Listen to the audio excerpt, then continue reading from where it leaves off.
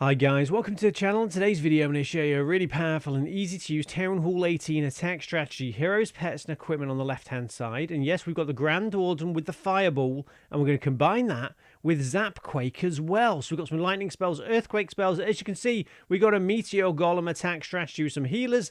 Then inside the log launcher we've got a Super Yeti and Super Valkyrie. So there's sort of two main stages to this attack. The first stage will be having a look at the base straight away, because I've noticed in Legend League or higher up in the ranked mode, you're going to encounter lots of bases with loads of horrible defenses in the center of the base. So the Revenge Tower there, Invisibility Spell Towers, things like that. So what you want to try and do is use those 6 lightning and 2 earthquake spells to take out high value targets. That's how we're going to start the attack.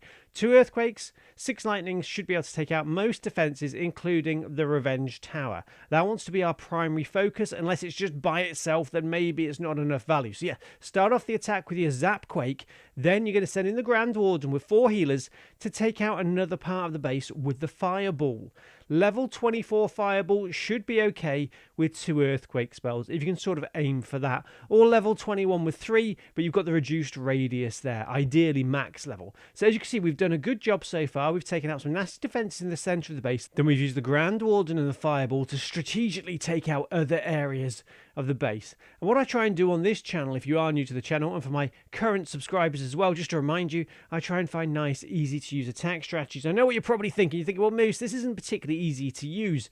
And I've got to be honest, for me, as a casual player, 97,000 years old, reaction speed of a slug, yes, this is a bit more advanced for me. But if you split it into different parts, guys, you've got the earthquake spell, lightning spells at the beginning. That's not particularly difficult. You've got to be quick, pick the right targets. Then you've got the Fireball. And I think for ranked mode, if you're going to try and improve how you play, having that Fireball option is really important, because I've said it in my other videos and I'll say it again. Ranked mode, especially Legend League, if you want a chance of getting 3 stars, you've got to have an attack strategy with loads of value. So if you're going to keep it simple with not too many troops, not too many spells, you're going to need to use Fireball or Yeti Clone Bomb or some sort of amazing invisibility walk with the Royal Champion. But I do find Fireball is the easiest one. 4 healers on the Grand Warden, couple of invisibility spells to help direct that Fireball, couple of earthquake spells.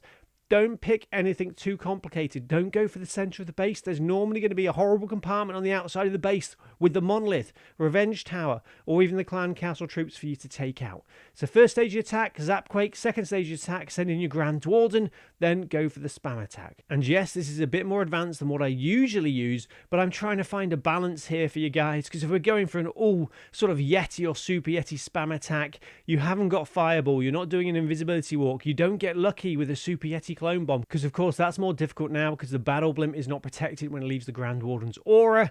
You know, if you're not using one of those, you're just using a normal spam attack, like maybe at Town Hall 17, Town Hall 16, you're going to really struggle to get 3 stars in ranked mode, especially Legend League. So I'm trying to balance it between difficult and spam attacks, somewhere in the middle, to give you guys a chance of getting those 3 stars. So anyway, back to the battle. What are we doing here on this second replay? So send in the Fireball from the Grand Warden. We're going to try and take out that compartment to the left of the Town Hall. We've done okay then.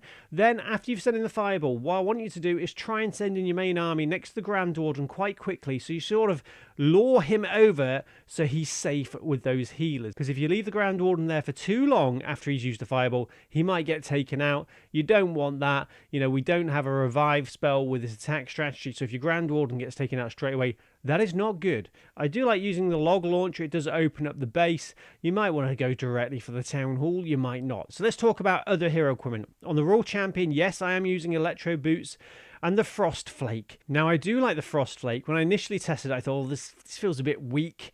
But for ranked mode, I think the Frost Flake can be really powerful. Now, is it better than the Rocket Spear and Electro Boots? For me, as a spam attacker, no, not really. Because I think Rocket Spear is easy to use. You pick a compartment at the beginning of the attack to help support the main army, you use it. The Royal Champion throws those Rocket Spears, takes out the Monolith or whatever, and then joins the main army. With the Frost Flake, it can be way better than the Rocket Spear, but it all depends when and where you use it. If you use it on the Royal Champion when she's on one side of the base, it might just benefit her, not the main army. She only takes out one defense and the defenses are back attacking her. But if you time it right, spam attack through the base with the main army, use that Frost Flake, shut down some defenses, they're all taken out quite quickly by the main army, it can be really good. So what I'm trying to say is, all things being equal, for me, the Rocket Spear is better than Frost Flake, but for better players than me, I think Frost Flake definitely has more potential value. So I think it is very good actually. I backtrack on my initial thoughts. Anyway, on to the last replay, and this is a friendly challenge against one of my bases. So let's have a look at the first stage of the attack there.